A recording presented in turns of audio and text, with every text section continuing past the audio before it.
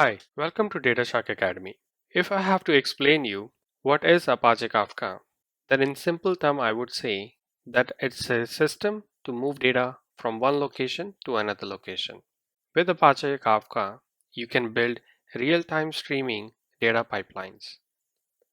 A real-time streaming data pipeline basically means that a channel through which data can be moved from one system to another in small batches.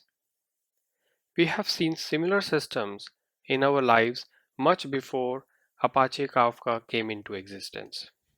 For example, when you text somebody through your phone and that person receives your message instantly, it's a similar kind of concept with Apache Kafka.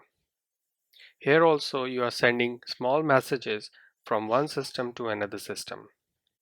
Later in this part of the course, you will see that not only real-time streaming application, but also batch applications can be created using Apache Kafka. So this is the basic introduction about Kafka. Next, let's look at some more features what makes Kafka what it is today. I'll see you in the next class.